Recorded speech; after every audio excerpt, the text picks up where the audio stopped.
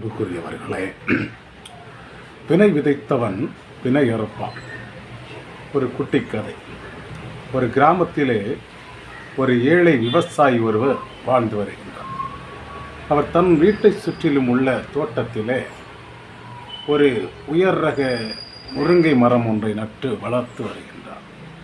அந்த மரத்திலிருந்து வரக்கூடிய முருங்கைக்காய்களை வாரம் ஒரு முறை பறித்து கொண்டு தன் வீட்டிலிருந்து 10 கிலோமீட்டர் தூரத்தில் உள்ள ஒரு மளிகை கடையில் தொடர்ச்சியாக கொடுத்து அந்த முருங்கைக்காய்க்கு ஈடாக தன் வீட்டுக்கு தேவையான மளிகை பொருட்களையும் மட்டுமல்லாது அதற்கான பணத்தையும் பெற்று வருவது வழக்கமான ஒரு நிகழ்வு. இப்படி இருக்கின்ற வேளையில் அந்த விவசாயியின் மீது கொண்ட நம்பிக்கையின் பெயரால் அந்த மளிகை கடைக்காரரும் அந்த விவசாயி சொல்லுகின்ற எடைக்கு அந்த பொருளை பெற்று அதற்கான தொகையையும் அதற்கான பொருட்களையும் கொடுத்து வாங்கி கொண்டிருப்பது வழக்கமான நிகழ்வு. இது இவ்வாறு நீண்டு கொண்டிருக்க ஒரு நாள் ஒரு 10 கிலோ எடை கொண்ட முருங்கைக்காய்களை கொண்டு வந்து அந்த விவசாயி அந்த மளிகை கடைக்காரரிடம் கொடுத்து பணத்தையும் பொருளையும் பெற்று செல்லுகின்றார். அன்று மாலை சற்று நேரத்தில் ஒரு சமையல்காரர் வந்து அந்த 10 கிலோ முருங்கைக்காயை தனக்கு வேண்டும் என கேட்டு மளிகை கடைக்காரர் வந்து வாங்க ஆசைப்படுகின்றார். மளிகை கடைக்காரர் என்ன பண்ணுகிறார் என்றால், அந்த முருங்கைக்காயை 10 கிலோயை எடுத்து தராசு தட்டிலே போடுகின்ற பொழுது அங்கே 9 கிலோ தான் அந்த முருங்கைக்காய் இருக்கின்றது. அதை பார்த்தவுடன் அந்த மளிகை கடைக்காரருக்கு கடும் கோபம். இப்படி ஒரு விவசாயி நம்மளை ஏமாற்றி விட்டானே, இவனை நம்பி மாதம் நாம் பொருட்களை வாங்கி கொண்டிருக்கின்றோமே, இவன் இவ்வளவு பெரிய துரோகியாக இருக்கிறானே என்று கடும் கோபத்திற்கு ஆளாகின்றார். அன்று இரவு முழுவதும் அவருக்கு தூக்கமில்லை.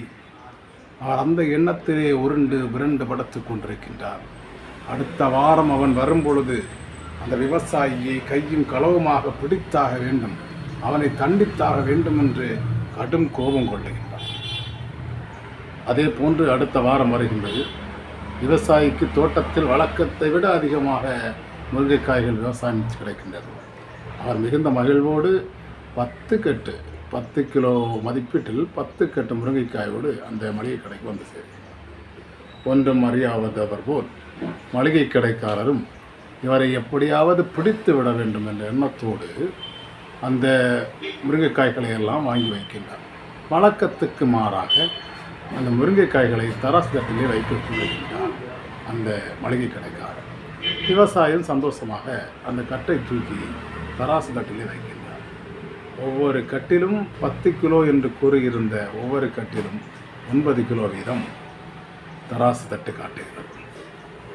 கோபத்தில் அந்த விவசாயின் கன்னத்தில் ஓங்கி அறைகின்றார் அந்த மளிகை கடைக்காரர்.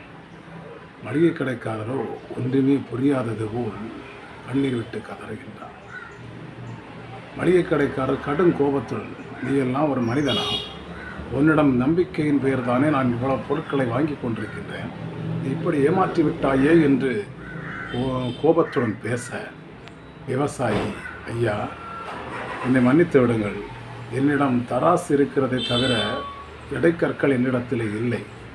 நான் தங்களிடமிருந்து வாங்கிய உளுந்து அந்த எடையை வைத்தே 1 கிலோ உளுந்து வாங்கி கொண்டு சென்று அந்த எடையை வைத்தே உங்களுக்கான முருங்கைக்காய்களை இடைக்கற்களாக பயன்படுத்தி எடை போட்டு கொண்டு வருகின்றேன்.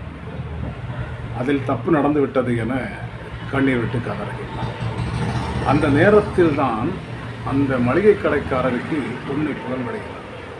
அதாவது 1 கிலோவுக்கு 100 கிராம் வீதம் அந்த மளிகை கடைக்காரர் என்ன பண்ணியிருக்கிறார் என்றால், அந்த உளுந்தில் விடையை குறைத்து கொடுத்திருக்கிறார். அவர் அப்போது செய்த 100 கிராம் எடை கொண்ட தவறு வாரம் இந்த விவசாயி கொண்டு வந்த முருங்கைக்காயில் குறைந்து கொண்டே இருந்திருக்கிறார். அன்புக்குரியவர்களே, இதிலிருந்து நாம் கற்றுக்கொள்ளுவது என்னவென்றால், நாம் முற்பகல் செய்கின் பிற்பகல் விளையும்.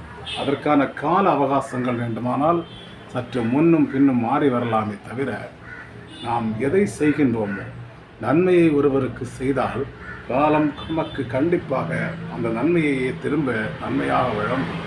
நாம் ஒருவருக்கு தீமை வைத்தோமே ஆனால் அது எத்தனை காலங்கள் தாண்டுகிறது என்பது பொருளல்ல. எத்தனை காலங்கள் தாண்டினாலும் அதற்கான தண்டனை, அதற்கான பலன் கிடைத்தே தீரும் என்பதுதான் இந்த கதையின் சுருக்கமாக கொண்டு முடிக்கிறேன். நன்றி, வணக்கம்.